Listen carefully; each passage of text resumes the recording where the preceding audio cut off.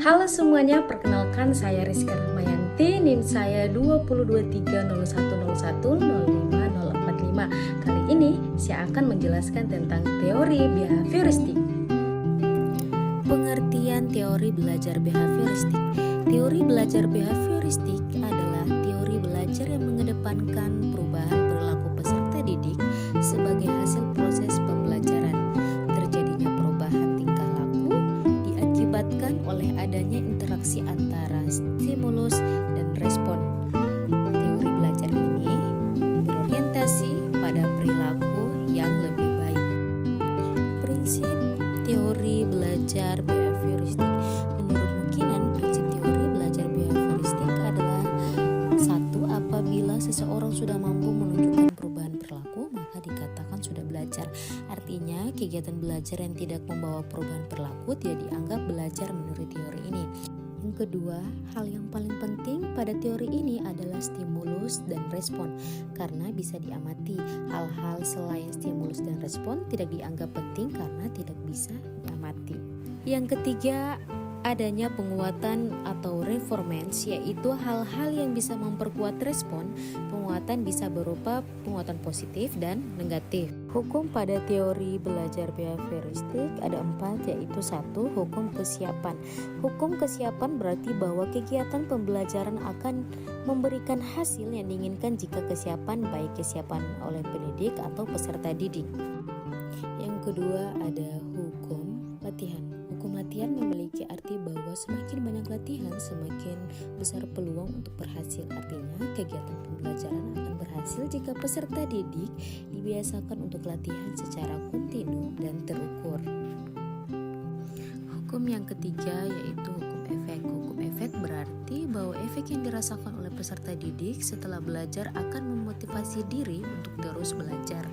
Contohnya, seseorang peserta didik mendapatkan hadiah berupa buku paket matematika karena berhasil mendapatkan nilai sempurna di ujian tulis matematika. Efek yang dirasakan adalah bangga dan bahagia. Efek itu diharapkan bisa memotivasi peserta didik tersebut untuk terus belajar. Yang keempat ada hukum sikap. Hukum sikap berarti sikap yang terbentuk setelah melakukan pembelajaran.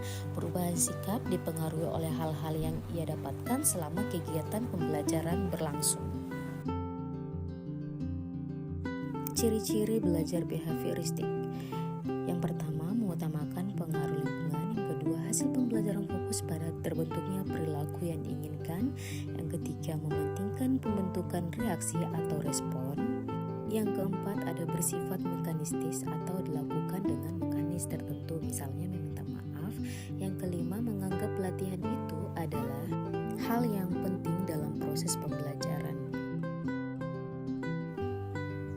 Contoh penerapan teori belajar behavioristik. Yang pertama, guru menyusun materi atau bahan ajar secara lengkap, mulai materi sederhana sampai kompleks. Yang kedua, selama mengajar, guru lebih banyak memberikan contoh berupa instruksi. Yang ketiga, jika guru menjumpai adanya kesalahan, baik pada materi maupun pada peserta didik, maka akan segera diperbaiki. Yang keempat, guru lebih aktif memberikan latihan agar terbentuk kebiasaan yang diinginkan. Yang kelima, guru memberikan evaluasi berdasarkan perilaku yang terlihat.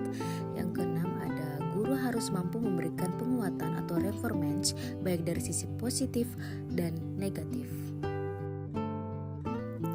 Kelebihan dari teori belajar behavioristik yaitu peserta didik dibiasakan untuk latihan dan praktik yang di dalamnya memuat unsur kecepatan, spontanitas, kelenturan, refleks, dan daya tahan.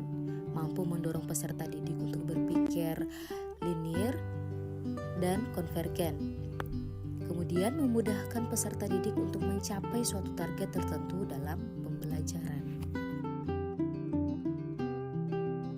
Kekurangan teori behavioristik yaitu membatasi kreativitas, produktivitas, dan imajinasi peserta didik. Pembelajaran hanya berpusat pada guru sehingga peserta didik terkesan pasif. Kemudian berpotensi menimbulkan hukuman verbal dan fisik seperti memberikan hukuman peserta didik yang melanggar aturan atau bahkan menjewer. Hukuman seancaman itu justru bisa berakibatkan buruk pada perubahan perilaku peserta didik. Dan timbulnya kesulitan untuk menjelaskan kondisi belajar yang kompleks karena hanya beracuan pada stimulus dan respon.